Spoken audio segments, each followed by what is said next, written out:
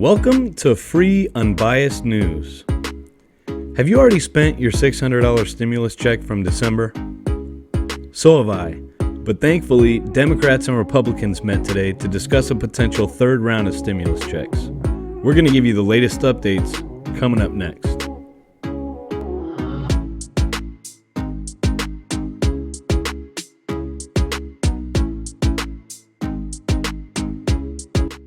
A group of 10 Republicans, led by Senator Susan Collins from Maine and Senator Mitt Romney from Utah, proposed their stimulus package today. Now we have a proposal from President Biden and a proposal from the Republicans, and this is going to give us a good idea of how far apart the Democrats and Republicans are from an agreement, which will give us a rough idea of how much longer this is going to take. This also provides us an estimated range of how much the third round of stimulus checks might be. Let's compare these two proposals side by side and get a better idea of what to expect. I'm going to label Biden's stimulus plan with a D and the Republicans' plan with an R. Biden's stimulus plan calls for an estimated total of $1.9 trillion in federal spending, while the Republicans' plan is estimated $618 billion. Now here's where the money's going to be spent. Biden's plan calls for $350 billion to go to the state and local governments to help with police, fire, and other public services. The Republicans' plan does not allocate any money to state and local governments. There's been an ongoing debate in the GOP about this issue, and some Republicans believe that this is rewarding states with poor fiscal management. The next category is education. Biden's plan spends a total of $120 billion. $85 billion of that is going to K-12 schools, and the rest is going to universities and community colleges. And the Republican plan gives $20 billion to schools K-12. Next is child care.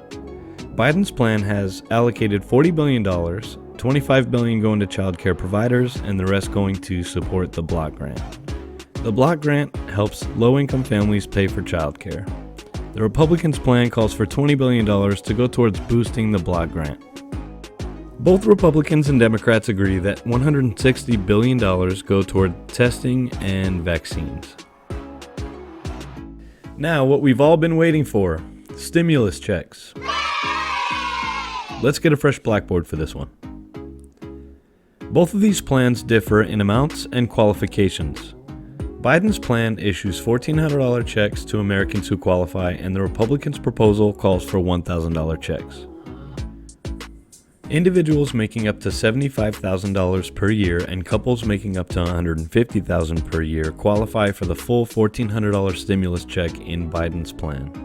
The amount decreases gradually as your income increases.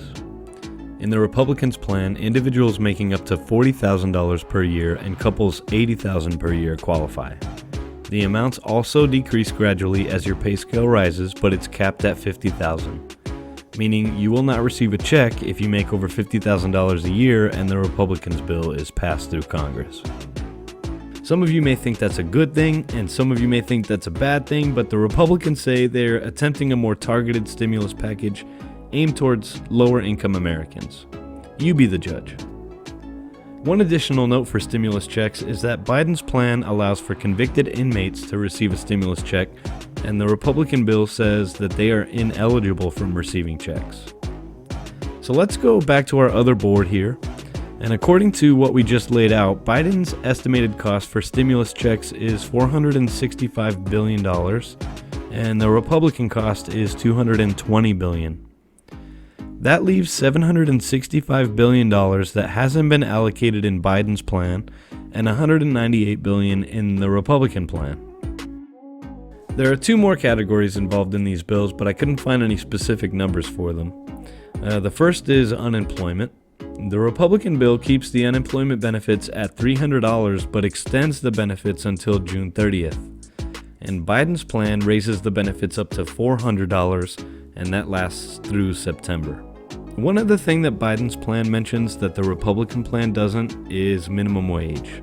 In Biden's proposal, he calls for a gradual increase in the federal minimum wage to $15 per hour. Now again, the opinion might be split on this, whether it's been a long time coming or if it belongs in our stimulus package for the coronavirus, but you be the judge of that too. So we have the information that's in these proposals. It appears that the third round of stimulus checks will be no more than $1,400 and no less than $1,000. It sounds like if you make over $50,000 a year, you might not receive a check, but they're still negotiating and they're probably going to meet somewhere in the middle. Bill Hoagland, the senior VP for the Bipartisan Policy Center, said that this proposal is likely the beginning package from the Republicans for negotiation. As for a time frame, it doesn't seem that Democrats and Republicans are too far off regarding the amount of the stimulus checks, but I see potential holdups when negotiating who qualifies for the checks, the minimum wage increase, and allocating money to state and local governments. But the Senate is planning to move forward with a budget resolution that could lead to a reconciliation bill that could be passed with a simple majority. A budget resolution is part of the U.S. budget process. It establishes various budget tools, allocations, entitlements, and may include reconciliation instructions to designated House and Senate committees. A reconciliation is a procedure in the U.S. Congress that expedites or speeds up the passage of certain budgetary legislation in the U.S. Senate. While editing this video, there's been some new developments.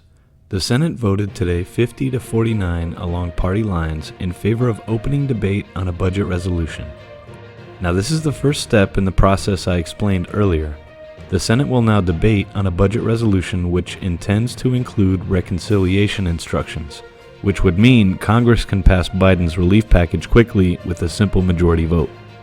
There is one Democrat, Senator Joe Manchin from West Virginia, who expressed concerns about Biden's plan. He supported the motion to proceed to the budget resolution, but made clear he'd be reserving the right to object down the road when it comes time to vote on an actual reconciliation bill. Manchin stated, "Our focus must be targeted on the COVID-19 crisis and the Americans who have been most impacted by the pandemic." This means the Democrats are in jeopardy of not obtaining even a majority vote for this bill to pass. Now, the other chamber of Congress, the House of Representatives, will vote on a resolution on Wednesday, and once both chambers have acted on a budget resolution, the process of writing the reconciliation bill can begin. It appears Congress is moving fast, and the package will more resemble Biden's plan than the Republicans' plan, but expect some changes to be made. Thanks a lot for joining us today. If you think we earned it, please show us by hitting that like button, and if you want more updates on the next stimulus check, make sure to subscribe. Follow us on Twitter for quick news alerts at @FreeUnbiasedNew.